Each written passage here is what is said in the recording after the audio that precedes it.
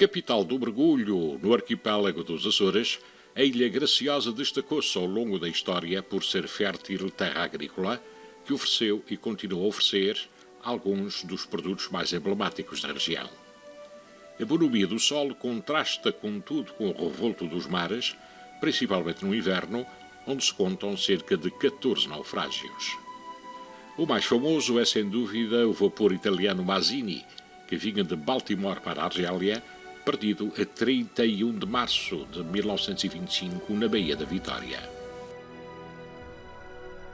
Apesar da dureza da costa, o naufrágio apresenta ainda alguns vestígios, nomeadamente parte da hélice, duas enormes caldeiras, parte da estrutura do motor, uma âncora e grossa corrente, localizados junto à Baía da Vitória, à esquerda do farol da ponta da barca, a uma profundidade de cerca de 7 metros. O Mazzini foi um navio a vapor construído em 1913 pelo A.G. Weser, uma empresa construtora fundada em 1846 e localizada em Bremen, nas docas do rio Weser. A partir de 1865, iria iniciar-se na construção de vapores, que foram aumentando progressivamente até 1872, quando mudou de nome. A partir de 1883, especializou-se na construção de navios torpedos para a Kaiserliche Marine.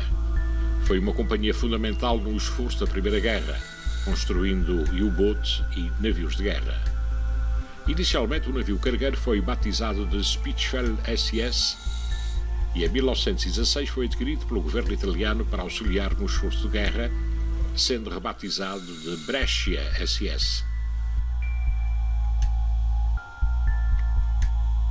Com o final da guerra, foi vendido em 1920 à Società Anónima Cooperativa di Navigazione Garibaldi, sediada em Génova e renominado de Mazzini, em homenagem a Giuseppe Mazzini, pensador e político liberal, genovês de nascimento e universalista de condição. O Mazzini alçava 5.809 toneladas, tendo de dimensões 128 metros de comprimento, 17,13 metros de largura e 9 metros de altura. Feito em ferro, com motor a vapor, de tripla expansão, com 520 cavalos de potência, alcançava os 11 nós e meio.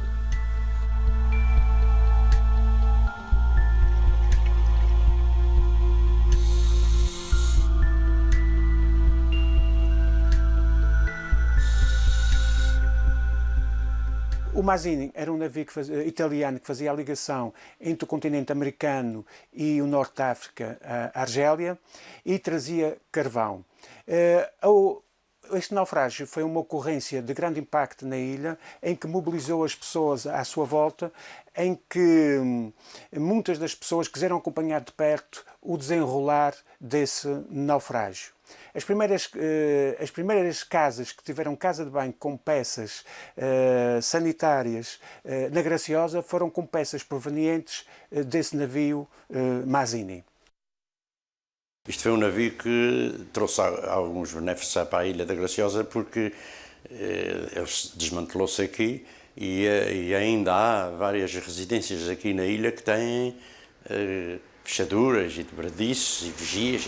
Eu tenho na minha casa, no meu portão, uma vigia deste navio e uma fechadura com o picaporte e tudo, que era do navio. Madeiras, tem um sótão ali, que é umas prateleiras, que tem madeira do Mazzini. Naquele tempo não havia o farol da ponta da barca. O comandante deve-se ter enganado nos cálculos, porque eles vinham aí do lado do oeste, direitos ali ao Pico Negro, e quando chegavam aqui ao Pico Negro, rodavam um pouco para a direita para irem aqui para os 90 graus que era da Europa. Ele deve-se ter enganado no rumo, e quando passou o Pico de Afonso de Porto, que é esse, o Pico do Lobo, fez o cálculo e rodou o navio. O navio veio se meter pelo lado da esquerda do Pico Negro. Não chegou a passar a ponta do Pico Negro para aqui, para a banda do nordeste da Graciosa. Ficou encalhado ali na Baía da Vitória. E diz-se que ele, pelo menos o comandante, disse que tinha sido por isso. Foi num dia muito lembrado, que chamam o Dia dos Calotes. Foi no dia 1 de Abril, que eles deram, foi na noite de 31 para 1, que eles deram com o navio ali encalhado. Depois o navio ficou ali, a cargo das autoridades alfandegárias e guarda fiscal, que ia para lá fazer as suas vigias. E claro, as pessoas começaram como tinham facilidade de subir por um capo à proa do navio, começaram a ir lá dentro para se apoderarem de coisas que tinha, louças e bebidas e ceiras de uvas passadas. O navio, acho que ia para a América, ou tinha vindo da América, vinha com muita carga diversa. E começaram a saquear, naquela altura era o costume. E um andava lá a mexer e eu ouvi um gemido e fugiu, disse que tinha uma coisa lá dentro, estava lá dentro uma coisa. E eu fui, no outro dia foram lá, era então um gato, muito grande, bonito, que deixou descendência aqui na Graciosa para muitos anos, era um gato cinzento, que tinha uma vista de uma cor e outra vista de outra. Eles então tiraram o bichano e ficaram com ele ali para o lado de Bom Jesus. E há poucos anos ainda havia dessa raça aqui, do gato Mazinho.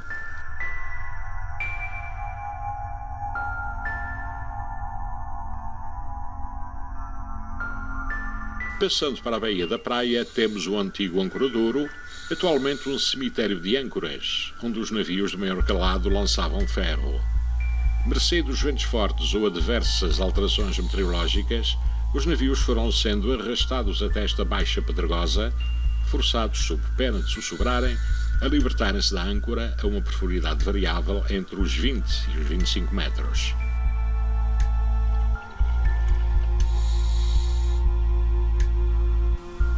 Próximo do cemitério, encontra-se um dos mais afamados mergulhos do património cultural do arquipélago, o naufrágio do Terceirense.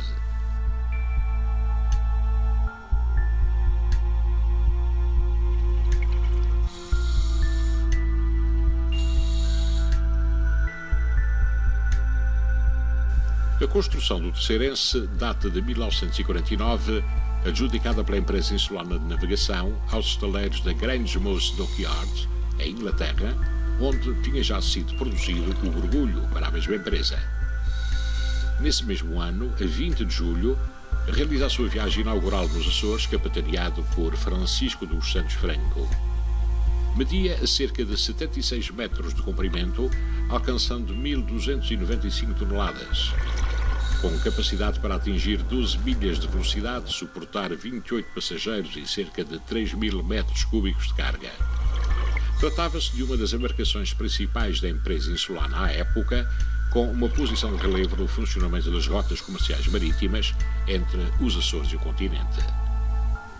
Do embate num baixio junto ao Ilhéu do Carapacho, na madrugada de 17 de janeiro de 1969, resultou um rombo no porão inferior do Terceirense, permitindo a entrada de grande quantidade de água na casa das máquinas. Enquanto se procurava utilizar as bombas para esvaziar as secções inferiores do navio, este foi conduzido em direção ao porto da Praia da Graciosa para lá ser fundeado, visando salvaguardar o máximo de carga possível. O navio encontra-se a cerca de 20 metros de profundidade. É possível observar uma boa parte dos seus vestígios originais, salientando-se a imponente hélice na popa, ainda bem preservada, assim como uma boa parte do casco. O navio encontra-se partido na zona central, mas tendo ainda abundantes destroços que permitem seguir as suas linhas originais.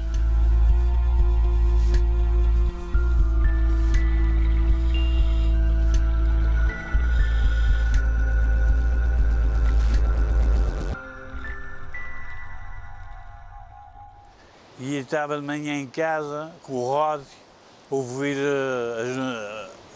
o Rod falava para ouvir a hora que ele chegava. Ele esteve atrás do Olheu e foi para ir para o lado do sul.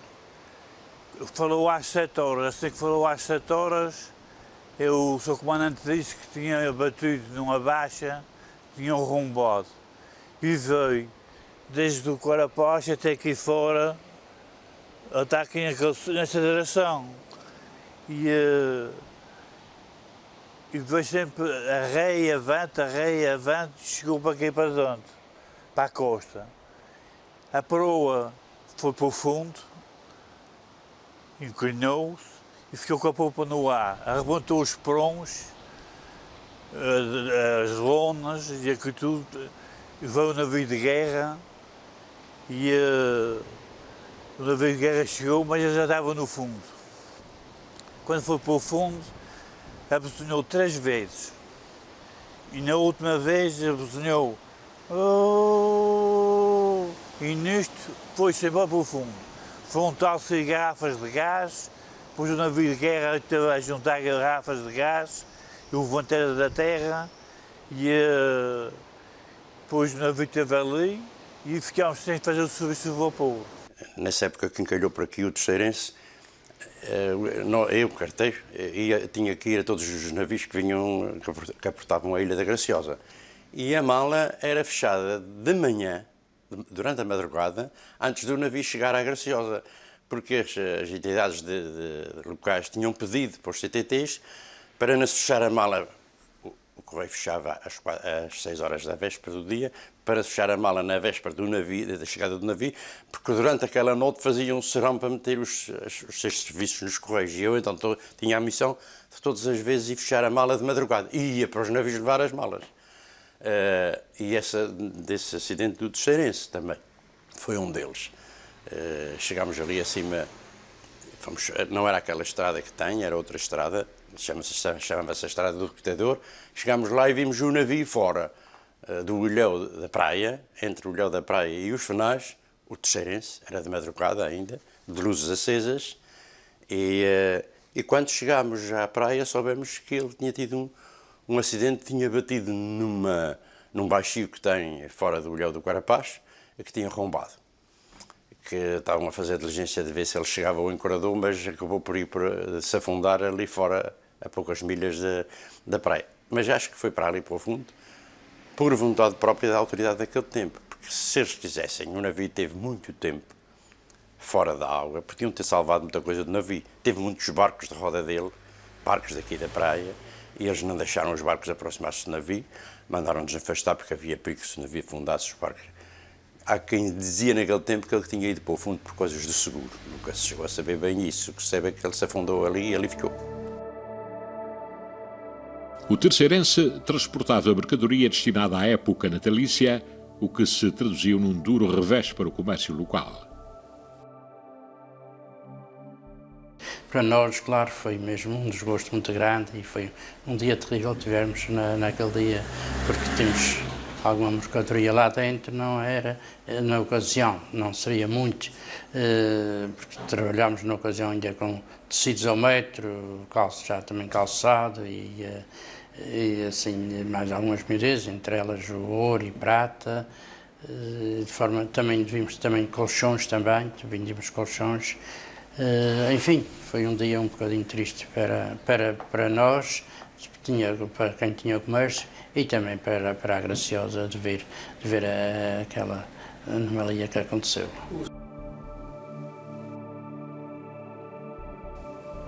A Ilha Graciosa é considerada a capital do mergulho nos Açores. O naufrágio do terceirense é um dos spots obrigatórios para os centros de mergulho locais.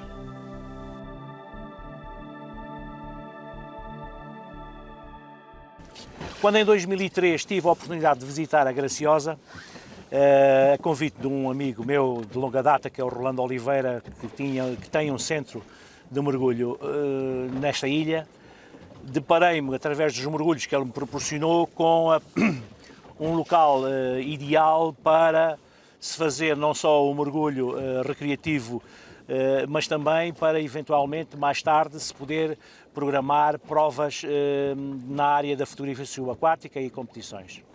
Esta visita permitiu-me fazer um levantamento da logística que a ilha tinha e para poder, de alguma forma, hospedar e ter em si este tipo de competições. E acontece que em 2004, lançando o repto às Forças Vivas da Graciosa, conseguimos organizar o primeiro campeonato nacional. Campeonato nacional esse que foi um êxito, devido aos vários locais de mergulho escolhidos, e que entre eles nós temos, evidentemente, temos o terceirense. Ora bem, Vamos fazer um mergulho no Terceirense. A descida e a subida é feita pelo cabo. Profundidade máxima 20-21 metros, depende da maré. A popa do Terceirense está na zona de subida e descida, tem uma profundidade mínima de 15 metros aproximadamente.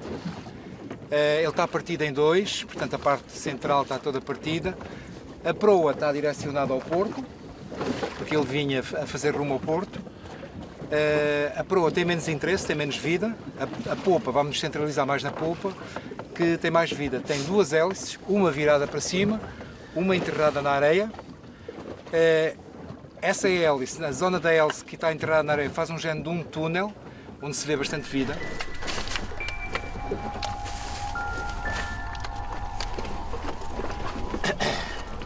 Vou saltar.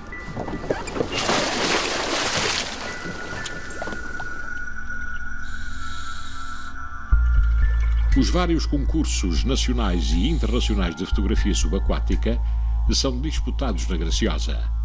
O mergulho no Terceirense é sempre um dos locais eleitos.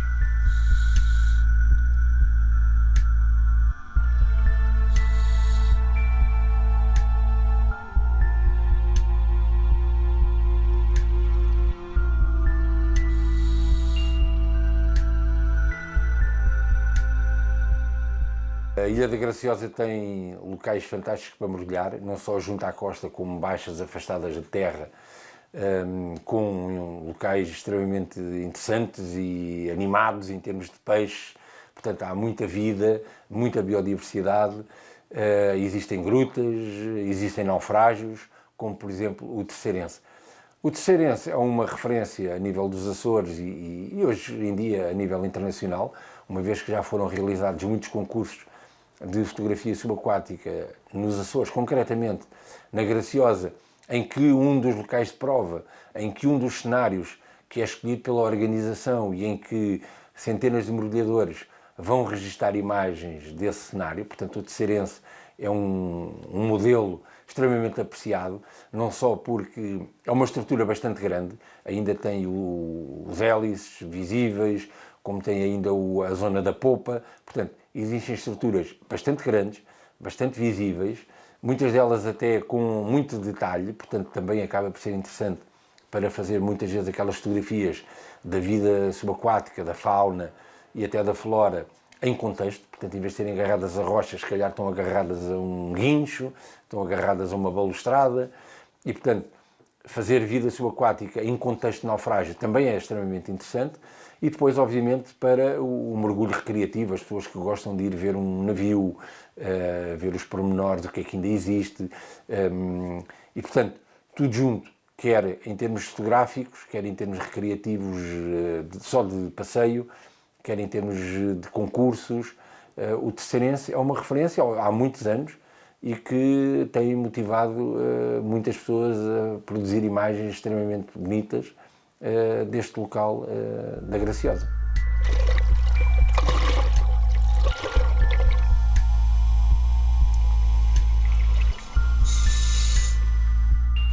Não longe destes dois locais encontra-se ainda os vestígios do porta-contentores Corvo.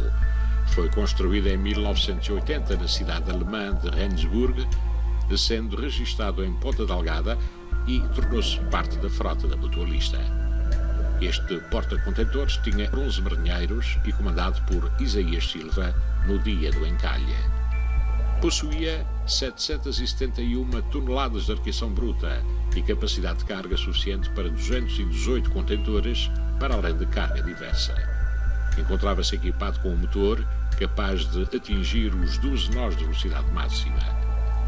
Manteve carreiras regulares entre Lisboa e a região autónoma dos Açores, até vir a afundar-se a 16 de dezembro de 2000.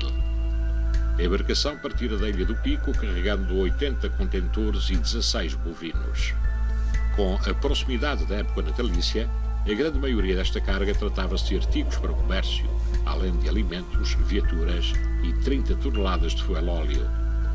Transportava ainda 50 toneladas de gasóleo. No momento da aproximação à ilha, o barco deparou-se com uma tempestade que o empurrou contra a costa do ilhéu, a cerca de 1500 metros do porto comercial, lá ficando. Atualmente é possível observar vários núcleos de destroços, motores, caldeiras e contentores numa vasta área adjacente ao ilhéu da praia, em 3 subcalcos submarinos a cerca de 5 metros, outra a cerca de 14 metros e um outro a cerca de 17 metros de profundidade.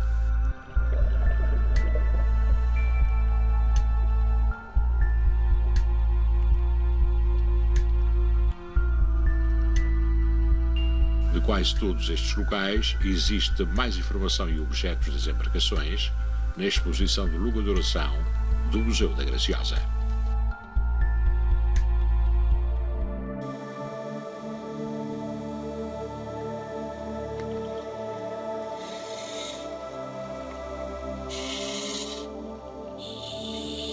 Conduta ética.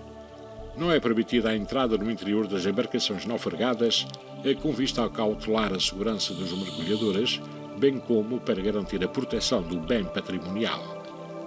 É proibido o contato físico com os bens patrimoniais.